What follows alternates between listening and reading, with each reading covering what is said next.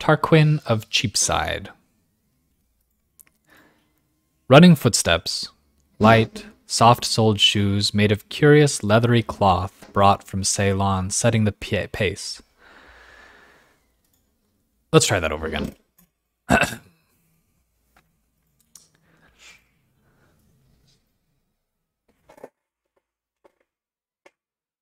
There's a garbage truck dumping garbage bins outside of my window. I might wait for them to finish up before I continue.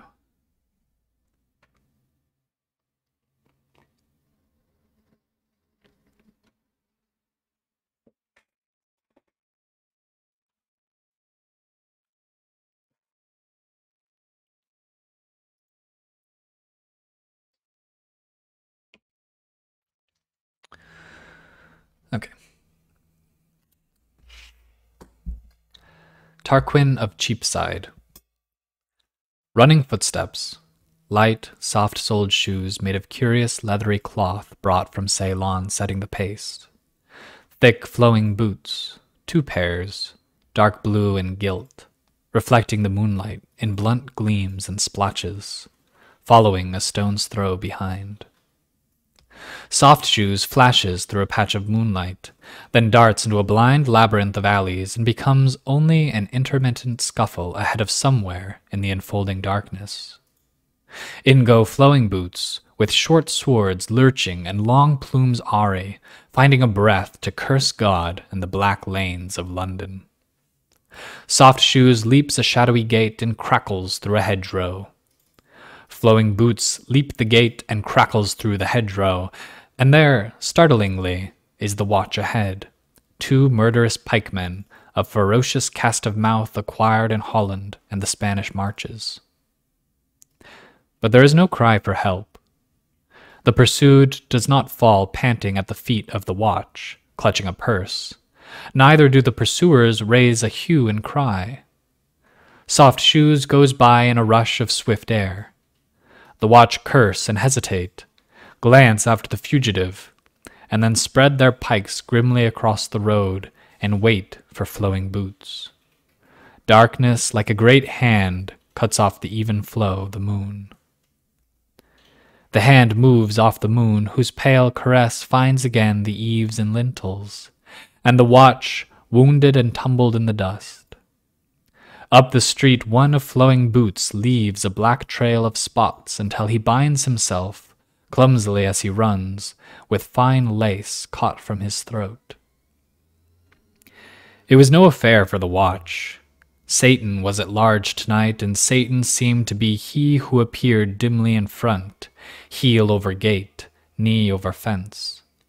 Moreover, the adversary was obviously traveling near home, or at least in that section of London consecrated to his coarser whims, for the street narrowed like a road in a picture, and the houses bent over further and further, cooping in natural ambushes suitable for murder and its histrionic sister, sudden death. Down long and sinuous lanes twisted and hunted, and the harriers, always in and out of motion, in and out of the moon in a perpetual queen's move over a checkerboard of glints and patches. Ahead, the quarry, minus his leather jerkin now, and half blinded by drips of sweat, had taken to scanning his ground desperately on both sides. As a result, he suddenly slowed short, and retracing his steps a bit, scooted up an alley so dark that it seemed that here sun and moon had been in eclipse since the last glacier slipped roaring over the earth. 200 yards down he stopped, and crammed himself into a niche in the wall, where he huddled and panted silently, a grotesque god without bulk or outline in the gloom. Flowing boots, 2 pairs, drew near, came up, went by, halted 20 yards beyond him, and spoke in deep-lunged, scanty whispers. "I was attuned to that scuffle. It stopped. Within 20 paces. He's hid. Stay together now and we'll cut him up." The voice faded into a low crunch of a boot. Nor did Soft Shoes wait to hear more. He sprang in 3 leaps across the alley, where he bounded up, flapped for a moment on the top of the wall like a huge bird, and disappeared, gulped down by the hungry knight at a mouthful.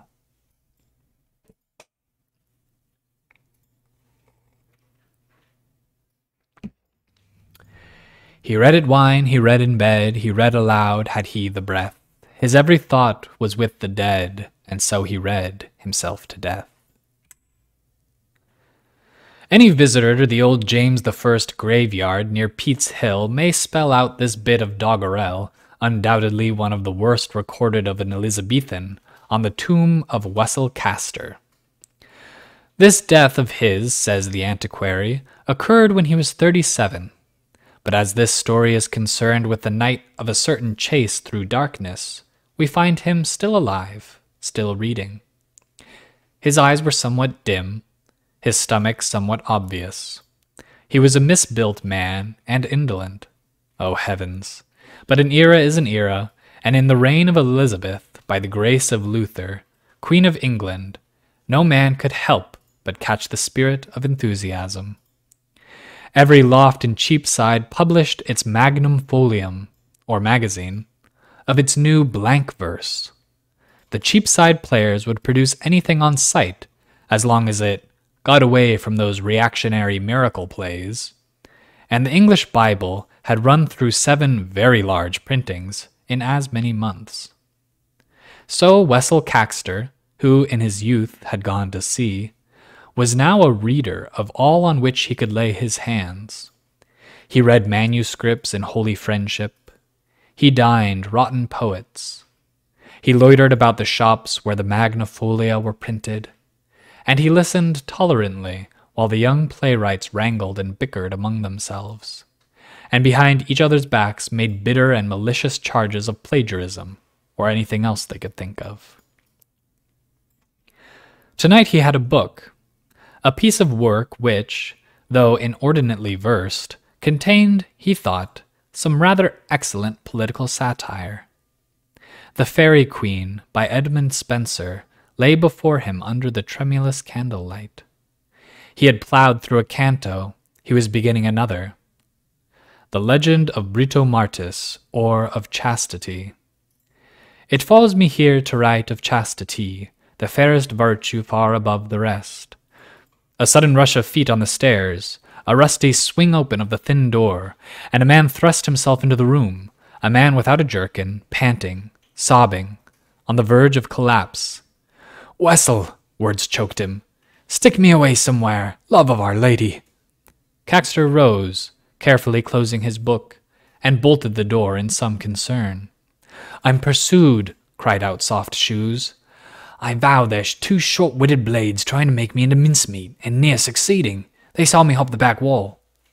"It would need," said Wessel, looking at him curiously, "several battalions armed with blunderbusses, and 2 or 3 armadas to keep you reasonably secure from the revengers of the world." Soft Shoes smiled with satisfaction. His sobbing gasps were giving way to quick, precise breathing. His hunted air had faded to a faintly perturbed irony. "I feel a little surprised," continued Wessel.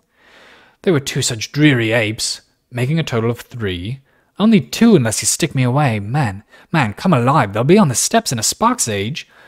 Wessel took a dismantled pike-staff from the corner, and raising it to the high ceiling, dislodged a rough trap door opening into a garret above. "There's no ladder." He moved a bench under the trap, upon which Soft Shoes mounted, crouched, hesitated, crouched again, and then leaped amazingly upward. He caught at the edge of the aperture and swung back and forth for a moment, shifting his hold, finally doubled up and disappeared into the darkness above. There was a scurry, a migration of rats, as the trapdoor was replaced. Silence. Wessel returned to his reading table, opened to the Legend of Britomartis, or of Chastity, and waited. Almost a minute later, there was a scramble on the stairs and an intolerable hammering at the door. Wessel sighed and picked up his candle, rose. "Who's there?" "Open the door." "Who's there?" An aching blow frightened the frail wood, splintered it around the edge. Wessel opened it a scarce 3 inches and held the candle high. His was to play the timorous, the super-respectable citizen, disgracefully disturbed. 1 small hour of the night for rest. Is that too much to ask from every brawler and— Quiet, gossip. Have you seen a perspiring fellow? The shadows of 2 gallants fell in immense wavering outlines over the narrow stairs. By the light, Wessel scrutinized them closely. Gentlemen, they were, hastily but richly dressed. One of them wounded severely in the hand, both radiating a sort of furious horror. Waving aside Wessel's ready miscomprehension, they pushed by him into the room, and with their swords went through the business of poking carefully into all suspected dark spots in the room, further extending their search to Wessel's bedchamber. "Is he hid there?" demanded the wounded man fiercely.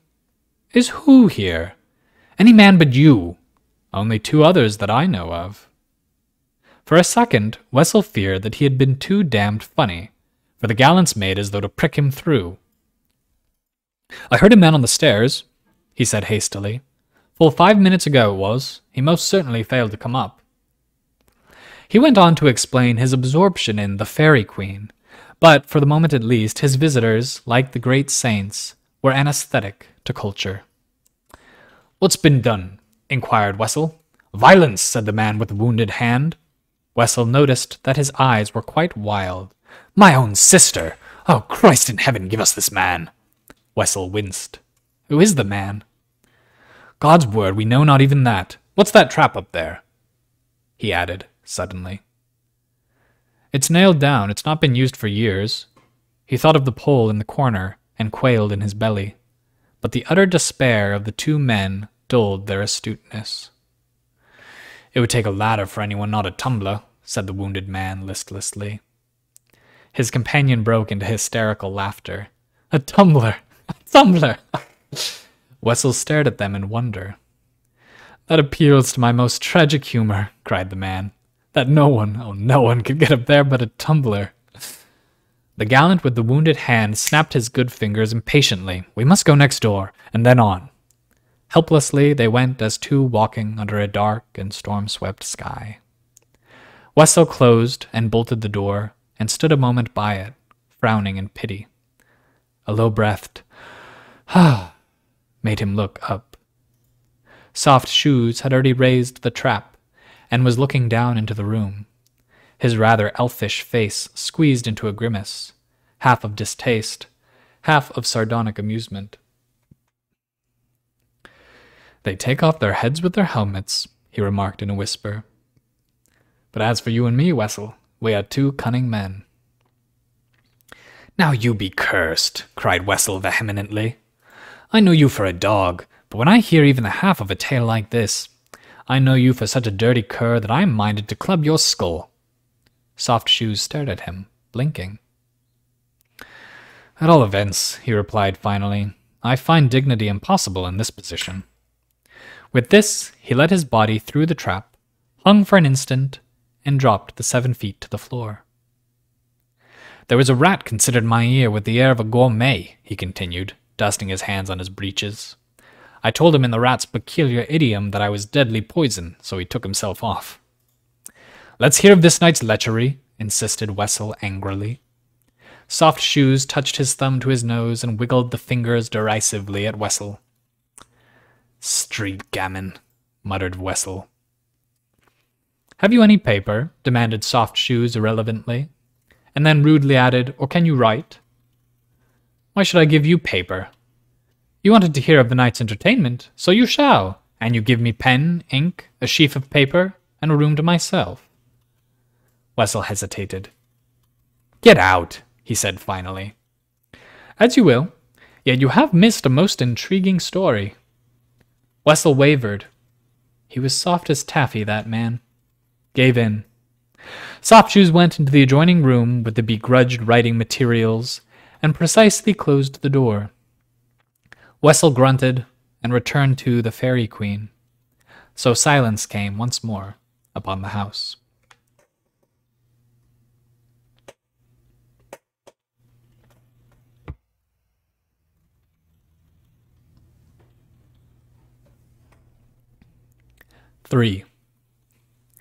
Three o'clock went into 4. The room paled, the dark outside was shot through with damp and chill, and Wessel, cupping his brain in his hands, bent low over his table, tracing through the pattern of knights and fairies and the harrowing distresses of many girls. There were dragons chortling along the narrow street outside. When the sleepy armorer's boy began his work at 5:30, the heavy clink and clank of plate and linked mail swelled to the echo of a marching cavalcade. A fog shut down at the first flare of dawn, and the room was grayish-yellow at 6 when Wessel tiptoed to his cupboard bedchamber and pulled open the door. His guest turned on him a face pale as parchment, in which 2 distraught eyes burned like great red letters. He had drawn a chair close to Wessel's prie-dieu, which he was using as a desk, and on it was an amazing stack of closely written pages. With a long sigh, Wessel withdrew and returned to his siren, calling himself fool for not claiming his bed here at dawn. The clump of boots outside, the croaking of old beldams from attic to attic, the dull murmur of morning unnerved him, and, dozing, he slumped in his chair, his brain overladen with sound and color, working intolerably over the imagery that stacked it. In this restless dream of his, he was one of 1,000 groaning bodies crushed near the sun, a helpless bridge for the strong-eyed Apollo. The dream tore at him, scraped along his mind like a ragged knife.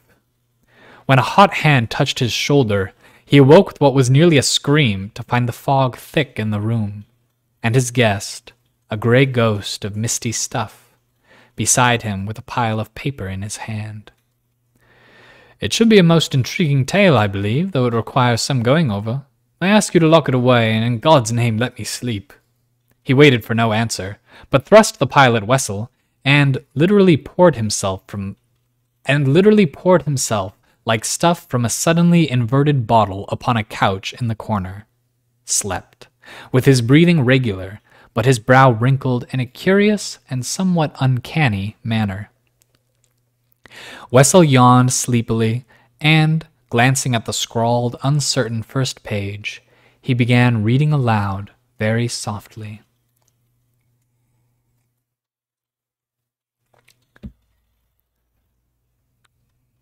The Rape of Lucrece. From the besieged Ardea all in post, borne by the trustless wings of false desire, lust-breathing Tarquin leaves the Roman host.